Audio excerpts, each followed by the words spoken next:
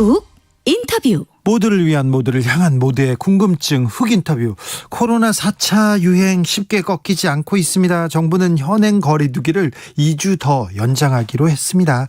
미세하게 달라지는 점이 있다는데요. 좀 수정된 부분 알아보겠습니다. 보건복지부 손영래 대변인, 안녕하세요.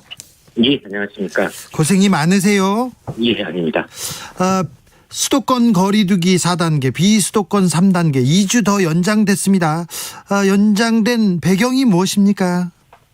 우선 이제 전체적으로는 증가하던 그 확산 추이는 좀 한풀 꺾이고, 네.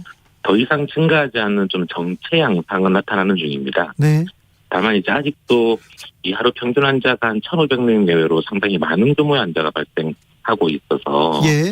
이제 여기서 거리두기를 좀 완화했다간 다시 커질 우려도 좀 존재해서 좀 연장을 해서 확실하게 감소세로 좀 환자가 주는 쪽으로 바꾸자라고 하는 게 제일 큰 목적입니다. 네. 거의 한 달. 네네.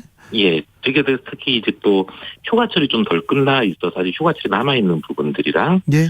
다음 주에 광복절 연휴가 있는 것들, 그리고 8월 말부터 이제 개학이 시작돼야 되는데, 학생들의 대면 교육을 좀 할 수 있는 여건들을 만드는 부분들도 좀 함께 고려한 부분들입니다. 네. 거의 한 달째 1,000명 이상 확진자가 나오고 있는데요. 4단계로 단단히 조이는데 왜 안 줄어들어요?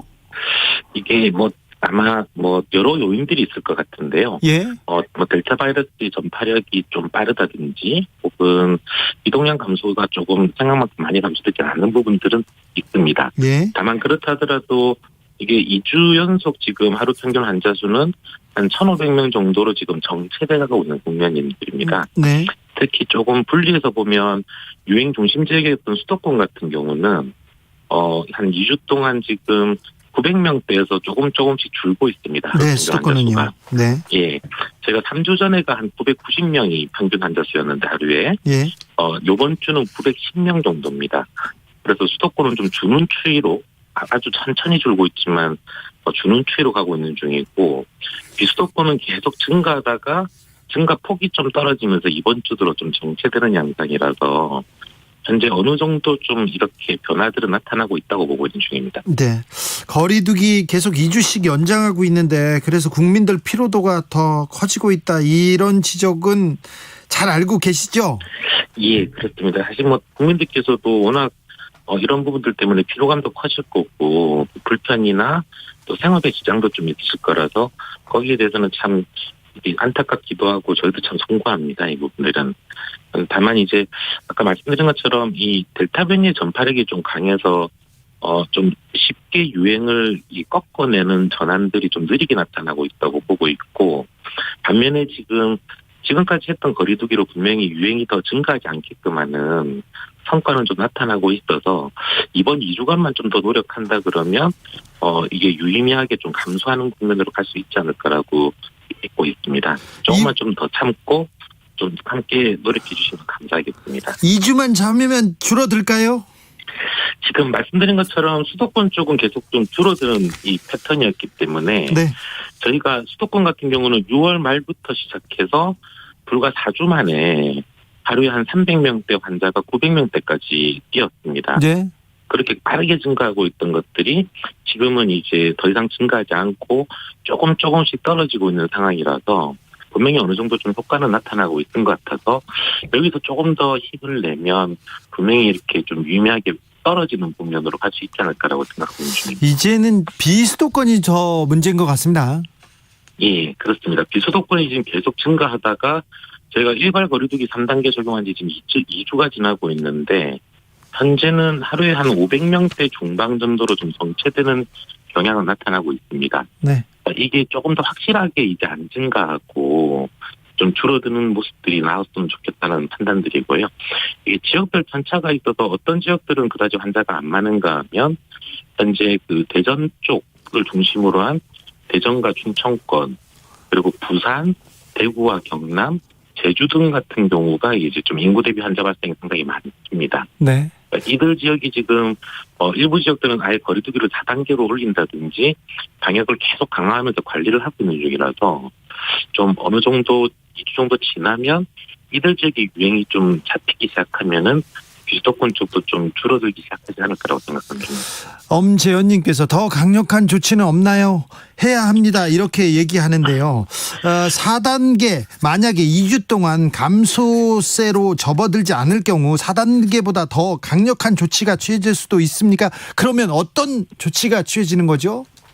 그러니까 더 강한 조치에 대해서는 아마 그러니까 현재 상황이 되게 중요할 것 같습니다. 아까 말씀드린 대로 이제 현재까지는 저희가 병상 등 의료 체계가 이 정도 수준의 환자를 감당해내고 있습니다. 네. 감당하면서 크게 병원을 못 가서 막 집에서 대기하셔야 되는 경우가 생긴다든지 네. 치료가 안 되는 경우들은 없이 적절하게 치료를 하고 있고 또 하나 이제 예방 접종의 효과 때문이라고 보고 있는 중인데 지난 3차 유행 때 작년 연말에 3차 유행 때보다 사망자 수는 상당히 많이 줄어 있습니다. 예. 그러니까 많은 분들이 중증으로 잘 안 가고 있고 예. 또한 이 적절하게 치료를 해내고 있어서 예.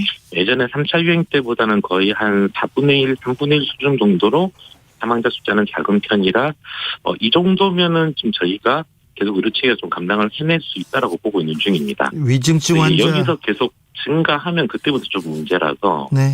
만약에 여기서 또 빠르게 증가한다 그러면 그때는 저희도 좀 추가적인 조치를 검토해야 될 겁니다. 아무튼 위중증 환자는 잘 돌보고 있고 더 나빠지는 상황은 아니군요. 거리두기 체계 보완될 예정이라고 하는데 어떤 방향으로 수정되는 겁니까? 일단 이번에 제가 좀 단기적인 것들을 좀 보완을 했습니다. 현장에서 단속을 하고 현장을 확인하다 보니까 생겨나는 좀 여러 문제점들이 있어서 일부 보완들을 좀 했습니다. 예를 들면 사실 제가 3단계까지는 직계가족 모임을 예외로 허용을 하고 있었는데 이런 이제 직계가족 같은 경우 이 사실은 식당이라든지 어떤 이용 시에 확인도 어렵고 또 그 부분들을 위반하는 사례도 좀 점점 나오고 있어서 이런 거는 좀 예외를 하지 않는 걸로 네. 조정을 한다든지 또는 학술대회 같은 경우도 너무 큰 학술대회가 좀 벌어지는 경우가 있어서 예. 학술대회라든지 실외 콘서트라든지 그런 부분들에 대해서는 좀 일부 보완을 했습니다. 이런 건 좀 부분적인 보완이고요. 예. 좀 근원적으로는 저희가 아마 계속 일단은 델타 변이의 좀 영향력을 확인하면서 한편으로 또 예방 접종이 지금 빠르게 확대되고 있기 때문에 이로 인해서 아까 말씀드린 것처럼 좀 사망자들이 계속 줄어들어 치명률이 낮아지고 있는 상황입니다. 네. 그래서 좀 긍정적인 요인과 부정적인 요인이 동시에 존재하는 건데요. 델타 변이 같은 경우는 좀 부정적인 요인일 것 같고 네. 반면에 예방접종이 확대되는 것은 긍정적인 요인들이라서 앞으로 거리두기 체계를 좀 이런 것들을 감안하면서 좀 여기에 맞게끔 좀 변화시켜야 될 필요성은 있다라고 보고 그 부분들은 좀 검토를 하기 시작할 예정입니다. 코로나 확진자가 계속 나오면서 전담병원 그리고 선별진료소에서 일하는 의료진들의 피로도 걱정인데 실질적으로 의료 인력 좀 확충해야 될 것 같고요. 그리고 또 좀 현장에서 일하는 분들한테 좀 지원책들 보답할 수 있는 실질적인 지원 보상 이런 거 필요한 것 같습니다. 정부에서 이 부분 생각하고 계시죠? 예, 계속 신경을 쓰고 있습니다. 아무래도 말씀하신 것처럼 워낙 또 무덥고 한 날씨 속에서 오랜 기간 이 의료인분들이 현장에서 고생하고 계시기 때문에 피로도는 상당히 누적된 상태일 거라고 생각하고 있습니다. 이제 저희도 추가적인 인력들을 계속 좀 지원해 드리고 네. 그리고 비용 지원뿐만 아니라 냉방 장치라든지 휴식 공간 혹은 심리적 지원 같은 데를 계속 좀 지원을 하려고 애를 쓰고 있는 중이고요. 다만 이제 중장기적으로 볼 때는 아무래도 이게 의료 인력이 우리나라가 그렇게 다른 나라에 비해서 좀 많은 편은 아닙니다. 네. 이게 좀 계속 제가 지원을 하려고 애는 쓰고 있지만 구조적인 측면에서는 아마 좀 의료인들이 좀 많이 일을 할 수 있는 환경을 계속 갖춰나가는 것도 중요하다고 생각하고 있습니다. 네. 그리고 고생하시는 의료진들, 간호사 선생님들한테 조금 좀 금전적인 지원도 좀 많이 해줘야 될 것 같아요. 보상도. 예, 비용 지원은 저희가 지금 계속 국회에서도 도와주시고 하셔서 예산 지원들을 늘려서 수당이라든지 혹은 다른 명목의 어떤 비용들을 지원을 확대해 나가고 있는 중입니다. 네. 수도권, 비수도권, 위중증 병상 그리고 생활치료센터 상황은 괜찮은지요? 비수도권은 거의 포화 상태라고 하던데요. 아까 말씀드린 것처럼 아직 전체적으로 우리 체계의 여력은 한 30-40% 정도의 여력은 가지고 있습니다. 다만 이제 우선 첫 번째로 지금 현재 정도 수준까지는 저희가 말씀하신 대로 이렇게 좀 큰 문제 없이 감당하고 있는데 여기서 더 증가하기 시작하면 좀 우려되는 상황이긴 합니다. 그리고 또 하나 지역별로 다소 편차가 있어서 어떤 지역 같은 경우는 생활치료센터, 무증상 경증 환자를 위한 생활치료센터가 부족하기도 하고 어떤 지역의 경우에는 중등증 환자를 위한 감염병 전담 병원이 좀 부족할 때도 있습니다. 그래서 그런 부분들은 권역을 좀 공통으로 묶어서 권역 내에서 좀 이 비어있는 자원들을 효율적으로 활용하도록 해서 말씀드린 대로 이렇게 대기 같은 문제가 없도록 지금 계속 관리하고 있는 중입니다. 4차 유행은 언제까지 지속될 것으로 보고 계세요? 이게 4차 유행이라고 하는 게 아마 어떻게 보면 기저 자체의 숫자가 상당히 높은 데서 시작한 데다가 지역사회 숨은 잠복자가 상당히 많은 걸로 지금 계속 진단검사 결과가 나타나고 있습니다.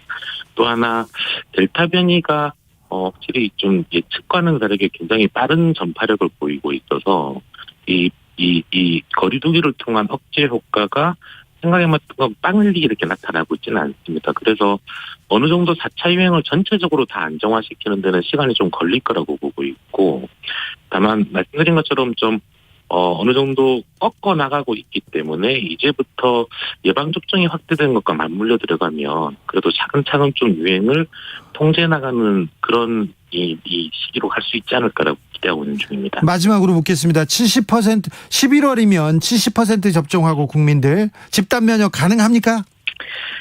예. 지금 저희가 말씀드린 것처럼 전 국민의 최소 70% 이상이 예방접종을 1차로 완료하는 시기가 9월, 이제 2차까지 완전하게 완료하는 시기를 11월 말로 보고 있고, 그 계획은 지금 차질 없이 계속 진행되고 있습니다. 알겠습니다. 지금도 이제 예약을 계속 받고 있고, 아마 그렇게 되면 훨씬 지금보다는 조금 더 일상에 가까운 생활이 가능할 거라서 모쪼록 그 예방접종에 대해서는 좀 적극적으로 많이 참여해 주셨으면 진심으로 감사하겠습니다. 고생 정말 많으신데 더 고생해 주세요. 감사합니다. 예, 감사합니다. 지금까지 손영래 보건복지부 대변인이었습니다. 주진우 라이브